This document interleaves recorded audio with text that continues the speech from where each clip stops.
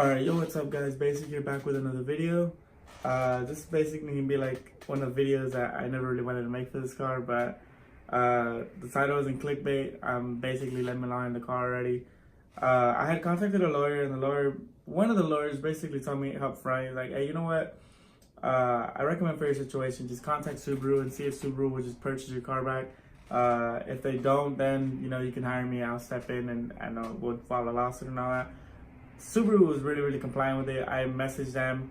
They did take I wouldn't say a while, because like it wasn't really that long, but like they told me a certain day, and then they just where the fuck are you? They had told me within 10 days from my initial call, or from when I made my initial claim, that they were gonna get back to me regarding if they were gonna repurchase my car. They did it. It took like another 10 days, so I would say around 20 days, around almost 3 weeks. If you guys don't know, so like kind of backtracking on what happened to my car. So my car currently has 30,000 miles. I took it out May 7th of last year, which was 2018. It's currently 2019. It is like the 16th, 17th, no, 18th, something like that. Point is current day, depending on when you're watching this. But I had it for a little bit over a year now. At 10,000 miles, I had a misfire. My intercooler went out. At like 15K miles, I had a catalytic converter code come up that they didn't even attempt to fix, because I had an extremely modified WRX, aka I had muffler release on the car, which is fucking stupid. Other dealers didn't seem to mind it, but this specific dealer denied service to me. Miraculously, that check engine light never came back, so I never went back to figure it out. Yeah. At like 20K miles, my turbo went out, and then at like 28K miles, this click started. So this click, apparently these cars are kind of notorious for this damn click. This click can literally mean anything. From what people were telling me, it could be a rod knock, obviously, which is one of the big things.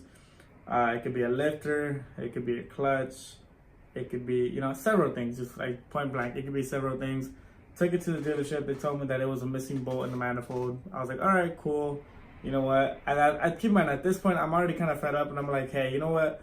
Like, I'm fortunate enough to kind of be like self-employed, so I can basically take my car whenever I want, and I don't necessarily have to worry about like my boss telling me, hey, you need to be here, or But I'd imagine for someone who does have a full-time job and doesn't have the luxury of doing that, it'd be hella stressful to have a car that you consistently have to bring to the dealership.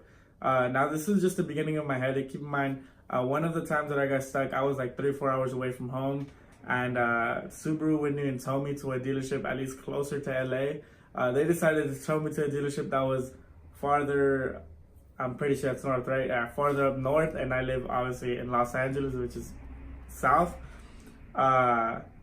So that was kind of irritating. They ended up giving me a rental from like a Subaru like 4 hours away from my house. I had to drive home, and then I had to drive back a couple of days later to go pick up my car, which is, like I said, it's such a headache. Like, that was just stupid. But yeah, so this kind of just going forward, this click started. They said it was missing bolt in the manifold. Apparently, like, that gasket went out as well. Cool, they gave it back to me. I was already kind of fed up, but I was like, whatever. That same day, that click starts again. And see, the only thing about me is that is my only car. I do not have a secondary car, so I can't, not have a car.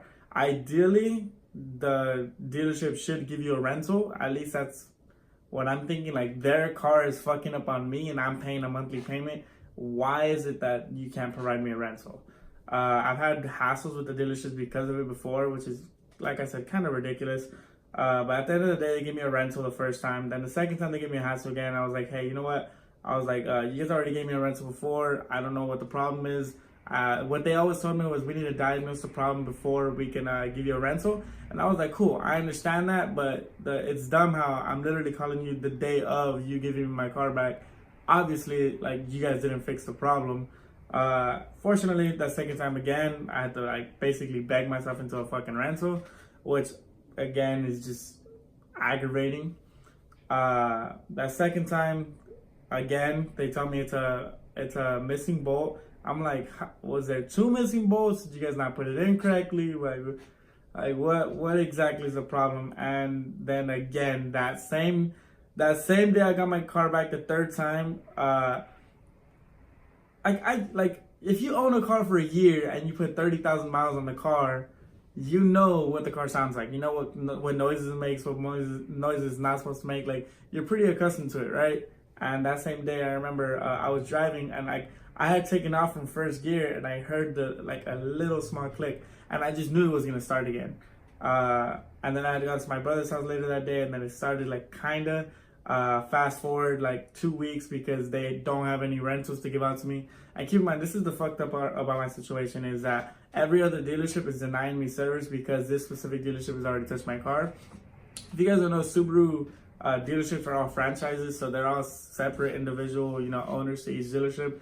So these dealerships were denying me service because this other dealership has already touched my car, and if it was their fault, they wouldn't pay for it, and they charged me, and then this. So that's when I was like, all right, you know what, dude, fuck this. And that's when I contacted the lawyers. Fortunately, they contacted me back around 20 days later, and now they're repurchasing the car back. I'm in the process of sending them everything right now. I had to get a 10-day payoff of my last 12 payments for the car, which Chase is going to take a day or two to get for some weird reason. I don't know, a bunch of like security, I guess, things. And yeah, I mean, the car is pretty much sold. To give you guys kind of an update on what I plan on doing. Initially, I was like, you know what, Kim, I'm gonna get like 6,000-7,000 back, something like that. Initially, I was like, I can go buy a Z, have no payment, that'd be great. But I don't know why. I don't think I can daily, or I can have a main car that's not brand new. Like I'm so, and I know that sounds a little like just stupid, but like I'm so accustomed to having a brand new car. I've had payments since I was 19. I'm currently 21, about to be 22. And I've always handled them fine. Like, I've been good, cars are definitely one of the things that I know it's a stupid decision to have a brand new car at a young age, but it's one of the things that I like to sacrifice. Like, I'll sacrifice that monthly payment on my insurance to have a nice car that I genuinely enjoy, that I look back every time I park, that I want to go on drives at night, that I want to consistently drive, I want to fix up, and et cetera, that's one of the things that's worth it for me. But ideally, I do feel like it's a stupid decision to have a new car, especially at a young age. Imagine how much you could do with that money and invest it elsewhere, and perhaps it can give you an ROI in the future. But that's just me. Currently, I was initially going for a 370Z. I was like, hey, you know what? I can get a 370Z, fix it up, that'd be great. Naturally aspirated. I think I'm done with turbos for a cool minute, unless I'm gonna get a C63 or something, but obviously I don't think I can afford that. But yeah, so initially, like I said, 370Z, I thought about it. I went to go see one. I didn't test drive it. I've test driven one before. I've driven one before. Obviously, amazing car, super dope car. That Tomei though, that Tomei is super cool. And then I don't know what came over me where I was just like, what about a Lexus? A Lexus like an IS350. Not a 4-cylinder, not the 200T, excuse me, but the Lexus IS350. It's a V6, and keep in mind, my brother has a Mercedes, and I owned that Mercedes for a bit. It's cool, 4-cylinder, turbo, it was quick, definitely very luxurious. Inside was full leather, nice sound system, I guess the inside was good. But I always thought I would choose a race car type car over a luxurious car. But now I got into the Lexus 2 days ago. I ended up going to a dealer. I was like, hey, you know what? I'm ready to take out a car. I just need this car to be lemon law first. But definitely I'm probably going to take out the car right away. If not, I kind of want to see if I can perhaps flip the money, make 5, 6, 7K. And so, double. I just know where to invest my money. I have a lot of connects. But yeah, I got into that Lexus, and I'm pretty sure that's what I'm going to end up going with. The luxury, the comfort in that car, and it has a V6 naturally aspirated with a very, very nice tone. Deleting your mufflers, your resonators, and your catalytic converter, which NVIDIA has, basically the whole middle pipe. Sounds extremely nice, has a very deep tone to it. And then this car, I definitely would go stance. I'd stance the car, cool race car life, but I definitely stance this car. This is more, this would just be a dope car. I feel like I'm kind of entering a different realm with a Lexus. It's no longer like that JDM. Obviously, it's still Toyota, so it's still Japanese, but no longer like that JDM, like, you know, like car scene. I don't know. I haven't made up my mind. I'm 99% sure I'm gonna go with the Lexus, but who knows? I'm very indecisive. I make impulsive decisions regarding taking out this car. I'm at the point right now where I'm like, if the right deal doesn't come along, then it's not worth it. Like, ideally, I don't want to mess up my pockets at the same time, you know? I only want to put down when I get back, so I'm going to put down those 6K. So, I mean, technically, I drove the Subaru for free for a year, so, like, I might as well put down that 6K. I'm not really going to pocket anything. Like, I'm cool the way I am. I'll just put that down. Ideally, I want a, like, 2015 IS350. I can't afford a new one. It's like 50K. No, thank you. But that's ideally what I want. I would want a 2015 IS350. Has to be the F Sport and has to be red interior, the red leather interior. Those are the specs I want. Either white, gray, like dark metallic gray, or black. And yeah, that's the only thing I would take. I do not want the black interior, and I need it to be an F Sport because of the digital. The speedometer comes straight out of an LFA. So if you guys know the Lexus LFA, the nice supercar, look at the speedometer on that. It comes in those Lexuses, or if anyone knows about Lexus, you know. There's some that don't. I think the base models still have like a regular speedometer, which is like left, right, etc. The S Sport comes with the digital, which is definitely what I want. Like I said, I'm gonna wait for the right opportunity to come. Worst case scenario, I'm gonna drive a beater for a month, 2 months. You know, I really don't mind.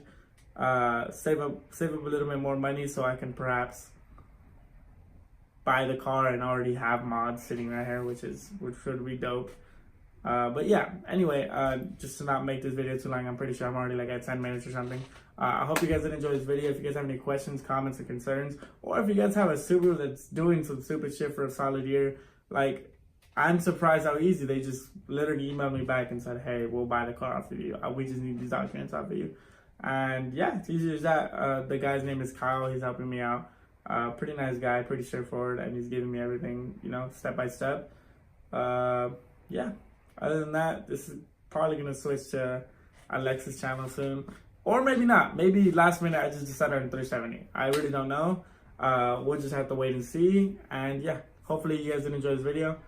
And